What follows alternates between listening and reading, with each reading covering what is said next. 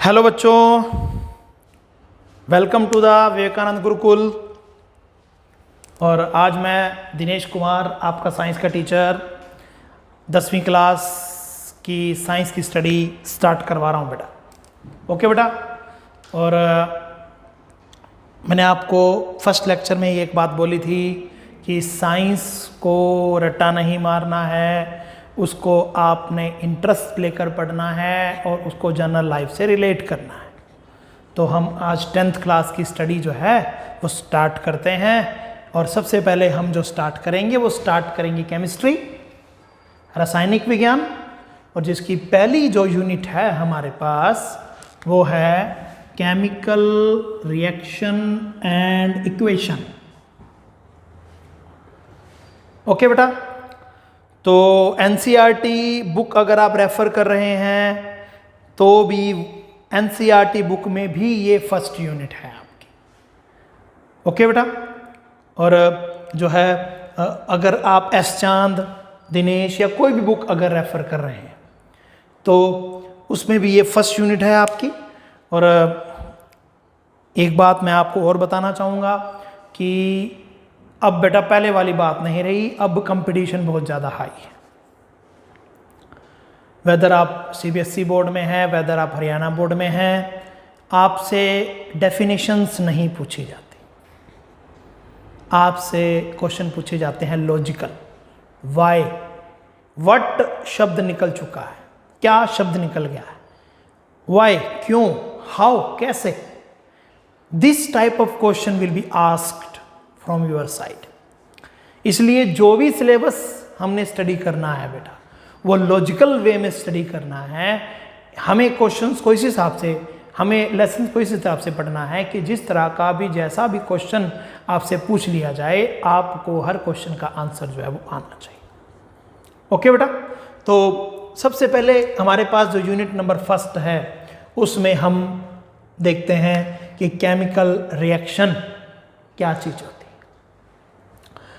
तो chemical reaction बेटा एक ऐसा प्रोसेस है, a process in which new substance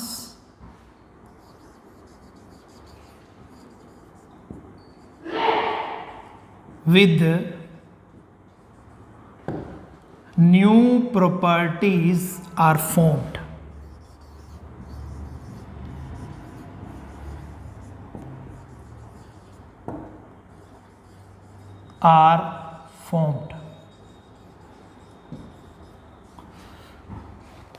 एक ऐसा प्रोसेस जिसमें नए सब्सटेंस बनते हैं नए गुणों के साथ। नए सब्सटेंस नए गुणों के साथ। रासायनिक, इससे केमिकल रिएक्शन को रासायनिक अभिक्रिया कहा जाता है और केमिकल इक्वेशन को हम रासायनिक समीकरण कहते हैं हिंदी में। और अगर आप इसकी हिंदी में डेफिनेशन स्टडी करें तो एक ऐसी प्रक्रिया जिसमें नए पदार्थ बनेंगे नए गुणों के साथ, नए सब्सटेंस बनेंगे नए गुणों के साथ, that is called the chemical reaction. Okay बेटा। अब जब भी केमिकल रिएक्शन होगी तो नए सब्सटेंस नए गुणों के साथ बनेंगे हमारे पास, new substance with new characters formed होंगे। जैसे for example a milk, A curd from milk, दूध से दही का बनना एक दैनिक जीवन में होने वाली केमिकल रिएक्शन का सबसे बड़ा एग्जाम्पल है। अब आपको पता है कि जो दही के गुण होते हैं या जो कर्ड के जो कैरेक्टर होते हैं वो मिल्क से बिल्कुल ही डिफरेंट होते हैं, इंटायरली डिफरेंट होते हैं। रस्टिंग ऑफ आयरन, लोहे को जंग लगना, burning of paper, all these are the example of chemical reaction that take place in our daily life. और आपको पता है कि जो सब्सटेंस हमारे पास बनते हैं उनके जो गुण होते हैं वो बिल्कुल ही डिफरेंट होते हैं, नए सब्सटेंस जो हमारे पास बनते हैं। ठीक है, तो उसे हम क्या कहते हैं बेटा? केमिकल रिएक्शन कहते हैं। एक ऐसा प्रोसेस जिसमें नए सब्सटेंस नए गुणों के साथ बने। ओके बेटा, अब जब केमिकल रिएक्शन हमारे पास होती है तो उसमें बेटा क्या क्या चीज इन्वॉल्व होती है और किन के द्वारा उनको हम एक्सप्लेन कर सकते हैं। ठीक है, तो सबसे पहले हर एक केमिकल रिएक्शन में हमारे पास रिएक्टेंट्स होते हैं बेटा। रिएक्टेंट किसी भी केमिकल रिएक्शन का वो हिस्सा होता है जो रिएक्ट करता है। सब्सटेंस विच रिएक्ट, ऐसे सब्सटेंस जो आपस में रिएक्ट करते हैं, आपस में अभिक्रिया करते हैं, पदार्थ जो आपस में अभिक्रिया करें। दूसरा होता है बेटा प्रोडक्ट। प्रोडक्ट किसी भी केमिकल रिएक्शन का वो हिस्सा होता है जो बनता है। Substance which formed during a chemical reaction, ऐसे पदार्थ जो किसी भी केमिकल रिएक्शन के दौरान बने उन्हें हम क्या कहते हैं? प्रोडक्ट कहते हैं। जैसे मैंने आपको एग्जांपल बताया कि कर्ड फ्रॉम मिल्क, तो मिल्क क्या है? रिएक्टेंट है। कर्ड जो बनती है वो क्या है? प्रोडक्ट होता है। जैसे अगर मैं आपको और एग्जांपल देता हूं, भी जो कार्बन जुड़ता है ऑक्सीजन के साथ और बनाता है कार्बन डाइऑक्साइड, अब ये तो रिएक्टेंट है बेटा, कार्बन एंड ऑक्सीजन। एरो इन दोनों को अलग करने वाला हमारे पास ये एरो होता है। अब एरो का जो लेफ्ट हैंड हिस्सा होता है वो रिएक्टेंट होता है और जो हमारे पास बनता है वो प्रोडक्ट होता है बेटा। अब कार्बन डाइऑक्साइड हमारे पास क्या है? प्रोडक्ट है। तो कार्बन और oxygen are reactant and carbon dioxide is a product. ठीक है, और इन दोनों को अलग करने वाला क्या होगा? एरो। तो अब अगर हिंदी में हमसे देखें तो रिएक्टेंट को अभिकारक बोलते हैं। अभिकारक आपस में अभिक्रिया करते हैं। रिएक्टेंट आपस में रिएक्शन करते हैं। रिएक्टेंट आपस में रिएक्शन करने का मतलब है भी अभिकारक आपस में अभिक्रिया करते हैं। और प्रोडक्ट जो बनता है उसे हिंदी में बोलते हैं उत्पाद। ठीक है, तो रिएक्टेंट अभिक्रिया करेंगे, रिएक्शन करेंगे और जो हमारे पास बनेगा वो क्या होगा? उत्पाद होगा, प्रोडक्ट होगा। तो आप ये भी कह सकते हैं कि केमिकल रिएक्शन बेटा एक ऐसा प्रोसेस होता है, a process in which reactant react to form the product। अभिकारक आपस में अभिक्रिया करके, अभिकारक आपस में अभिक्रिया करके और उत्पाद बनाएंगे। उसे हम क्या बोलते हैं? केमिकल रिएक्शन बोलते हैं। ओके बेटा, तो केमिकल रिएक्शन की दो डेफिनेशंस आपके पास आ गई। एक डेफिनेशन हमारे पास ये आई कि केमिकल रिएक्शन एक ऐसा प्रोसेस होता है जिसमें नए सब्सटेंस नए गुणों के साथ बनते हैं। और दूसरी डेफिनेशन आपके पास आई कि रिएक्टेंट आपस में क्या करते हैं? रिएक्ट करते हैं और प्रोडक्ट बनाते हैं। तो उस प्रोसेस को भी हम क्या कहते हैं? केमिकल रिएक्शन कहते हैं। यानी केमिकल रिएक्शन के दौरान हमारे पास अभिकारक अभिक्रिया करके उत्पाद बनाएंगे, ये हिंदी में है। और अगर आप इसे इंग्लिश में स्टडी करते हैं तो केमिकल रिएक्शन एक ऐसा प्रोसेस होता है जिसमें रिएक्टेंट रिएक्ट करके क्या बनाते हैं? प्रोडक्ट बनाते हैं। अब आप एनसीईआरटी पढ़ रहे हैं तो एनसीईआरटी के फर्स्ट पेज पर आपको सबसे पहली केमिकल रिएक्शन का एग्जाम्पल दिया गया, जिसमें आपको बताया गया है कि मैग्नीशियम मेटल को जब ऑक्सीजन की प्रेजेंस में जलाया जाता है, बर्न किया जाता है, तो हमारे पास मैग्नीशियम ऑक्साइड का वाइट कलर पाउडर बनता है। अब ये बेटा मैग्नीशियम और ऑक्सीजन तो रिएक्टेंट हो गए दोनों, जो आपस में रिएक्ट कर रहे हैं, और मैग्नीशियम ऑक्साइड जो हमारे पास बन रही है वो प्रोडक्ट हो गया बेटा, दैट इज प्रोडक्ट। तो यहां पर भी केमिकल रिएक्शन क्या है, अभी रिएक्टेंट रिएक्ट करके प्रोडक्ट बना रहे हैं। लेकिन ये रिएक्शन जब आप पढ़ोगे ना तो उसमें बहुत सारी बातें आपको लिखी हुई मिलेंगी। पहला तो आपको ये लिखा हुआ मिलेगा कि जब मैग्नीशियम को ऑक्सीजन की प्रेजेंस में जलाया जाता है तो हमारे पास वहां पर प्रोड्यूस्ड होती है डैजलिंग फ्लेम, तीखी चमकदार ज्वाला, जिसे हिंदी में हम कहेंगे, आप पढ़ेंगे तो उस पर लिखा हुआ मिलेगा बेटा, हिंदी मीडियम के छात्र भी अच्छे से साथ साथ पढ़ सकते हैं।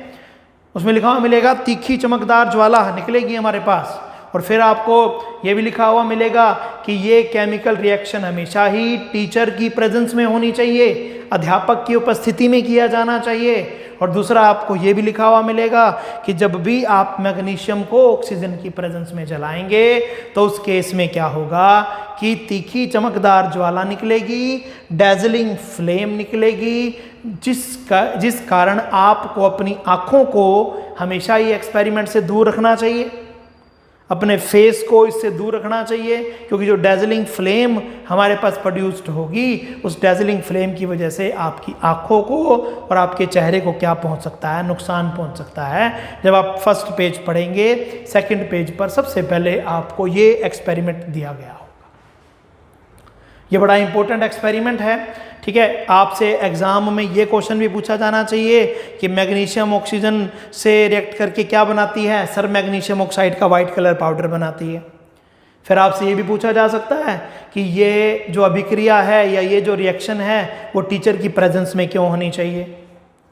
फिर आपसे बेटा ये भी पूछा जा सकता है कि आपको अपनी आँखों को और अपने फेस को इससे दूर क्यों रखना चाहिए। Why should have your face and eyes away from that particular experiment? क्यों रखना चाहिए? क्योंकि सर इसमें हमारे पास डैजलिंग फ्लेम प्रोड्यूस होती है, तीखी चमकदार ज्वाला प्रोड्यूस्ड होती है, और ये तीखी चमकदार ज्वाला जो है वो हमारी आंखों को नुकसान पहुंचा सकती है, हमारे फेस को नुकसान पहुंचा सकती है, हमारे कपड़ों को नुकसान पहुंचा सकती है। इसी कारण हमें इससे दूर रहना चाहिए, ठीक है। क्योंकि जब भी हम, जैसे आप डायग्राम पढ़ोगे तो आपको इसमें एक मैग्नीशियम का रिबन दे रखा होगा और उसको एक टोंग, इसका टोंग होगा, उससे पकड़ रखा होगा हैंड में। दूर से हमने इसको जलाना है, मैग्नीशियम को, पास नहीं जाना बिल्कुल। ओके बेटा, तो ये फर्स्ट एक्सपेरिमेंट आपको उसके अंदर दे रखा होगा, ठीक है जी। तो बड़े अच्छे से आपने उसको पढ़ना है। तो यहां तक आप को ये जरूर समझ में आ गया होगा कि केमिकल रिएक्शन क्या होती है। केमिकल रिएक्शन सर एक ऐसा प्रोसेस होता है, जैसे आप मुझे बता रहे हैं सर केमिकल रिएक्शन सर एक ऐसा प्रोसेस होता है जिसमें नए सब्सटेंस बनते हैं सर नए गुणों के साथ। जैसे आपने मेरे को एग्जांपल बताया अभी सर, इसमें एक रिएक्टेंट होता है, एक प्रोडक्ट होता है। रिएक्टेंट एरो के लेफ्ट हैंड साइड में होता है सर, प्रोडक्ट जो है वो एरो के राइट हैंड साइड में होता है। और केमिकल रिएक्शन एक ऐसा प्रोसेस होता है जिसमें रिएक्टेंट जो है वो रिएक्ट करके सर प्रोडक्ट बना रहे हैं। आपने फिर मैं एग्जांपल बताया कि curd from milk, curd sir जो है वो एक प्रोडक्ट है, मिल्क जो है वो क्या है, रिएक्टेंट है। फिर आपने हमें बताया कि मैग्नीशियम ऑक्सीजन से रिएक्ट करके मैग्नीशियम ऑक्साइड बना रही है सर। मैग्नीशियम और ऑक्सीजन दोनों क्या हो गए, रिएक्टेंट हो गए, और मैग्नीशियम ऑक्साइड क्या हो गया, प्रोडक्ट हो गया। ओके बेटा, तो ये तो होगी केमिकल रिएक्शन की डेफिनेशन। अब हम आते हैं सेकंड पेज पे। जब ये चैप्टर हम पढ़ रहे होंगे तो उसके बाद आपको सेकंड पेज पे जब आओगे, फर्स्ट पेज से सेकंड पेज पर आप आओगे तो आपको लिखा हुआ मिलेगा कि characteristics of a chemical reaction. भी किसी भी केमिकल रिएक्शन के गुण क्या होते हैं, भी हमें कैसे पता चलेगा कि केमिकल रिएक्शन पूरी हो गई है? आप कैसे पता लगाएंगे कि केमिकल रिएक्शन पूरी हो गई है?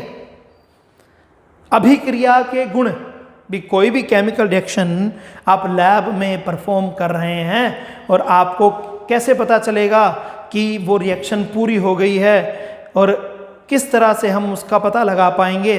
तो उसके लिए हमारे पास बेटा 5 करैक्टर होते हैं, 5 करैक्टरिस्टिक्स होते हैं कंप्लीशन ऑफ रिएक्शन के। करैक्टरिस्टिक्स ऑफ केमिकल रिएक्शन, भी कोई भी केमिकल रिएक्शन अगर पूरी हो चुकी है तो उसके पूरे होने के क्या गुण होते हैं? हमें कैसे पता चलेगा कि ये केमिकल रिएक्शन कंप्लीट हो चुकी है? ठीक है, तो वो हमें देखकर पता चलेगा कि केमिकल रिएक्शन कैसे पूरी हुई। तो वो 5 करैक्टर, वो 5 गुण कौन से हैं? तो सबसे पहला करैक्टर, सबसे पहला जो गुण हमारे पास होता है वो होता है change in state. First characteristics of A completion of reaction. State का मतलब स्वरूप बदल जाना। भी मान लीजिए आपके पास रिएक्टेंट जो है वो सॉलिड है और प्रोडक्ट आपके पास क्या बन गया? गैस बन गया। तो स्टेट चेंज होगी, प्रोडक्ट सॉलिड से क्या बन गया? गैस बन गया।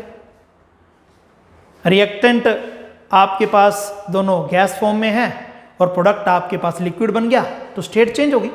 तो किसी भी केमिकल रिएक्शन के कंप्लीशन का सबसे पहला करैक्टर होता है चेंज इन स्टेट, स्टेट का बदल जाना। सॉलिड से लिक्विड बन जाना, लिक्विड से गैस बन जाना, गैस से लिक्विड बन जाना, that is the first characteristics of completion of A reaction.